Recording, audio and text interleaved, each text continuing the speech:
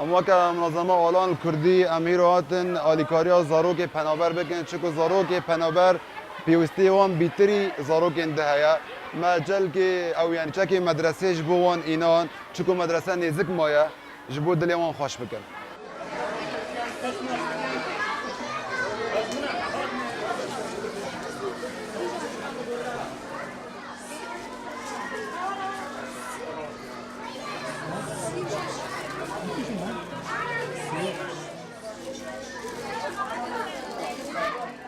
ئەو جۆرە هاوکاریانە مای دڵخۆشیە هەم بۆ قوتابخانە هەم بۆ قوتابیان و هەم تەمان ڕێک و پێکتر و سەرسیمایەکی جوانتریشی پێوە دیار دەبیتن هیوادارین قوتابخانەکانی تریش ئەو جۆرە هاوکاریانە بگرێتەوە و لە بەرنامەشدا لەگەڵ لایەنە پەیوەندیدارەکان بە پێی توانە داوای یارمەتیان لێ بکەین بێن قوتابخانەکانی تریش تەختیە بکەن.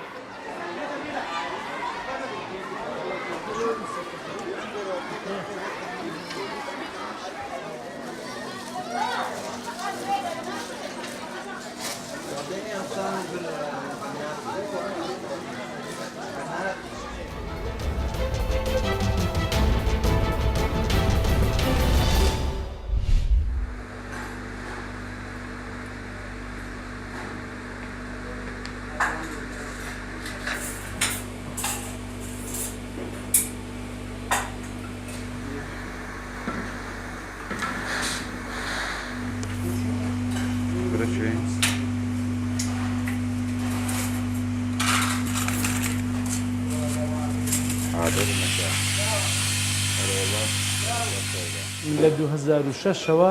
ئەوە کارمە پێش 2006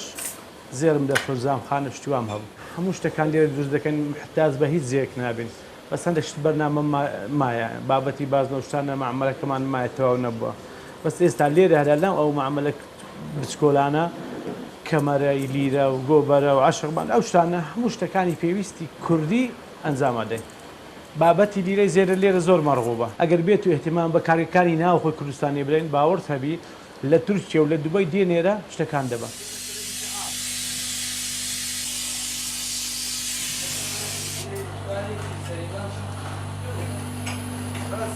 زێرەکەی تاوینینەوە لە کورێ تاوینینەوە ئەیکەین بە مەسەن لیرە و ڕەوازەکە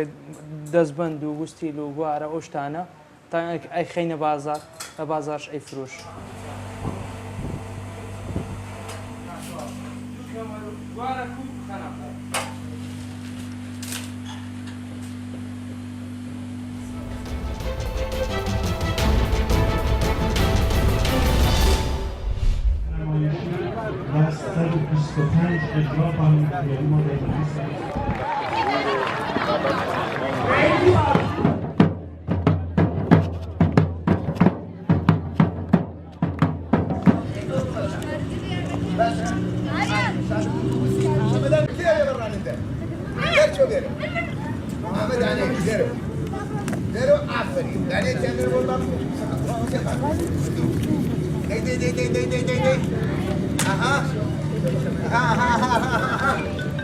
ساڵەتین بوو مەریوان فرە عالی بەرگوزارەوەیت جەشوارەکە هیچ کەم و کەسی هەرچی شتێت میزان بووە کە لە لەحاظێ خوراکە و لە لەحاظێ بەرگوزاری لە لەحاظێ فستیواڵ لە لەحاظێ تواژراکان هەماهەنگی کامڵەن عالیە.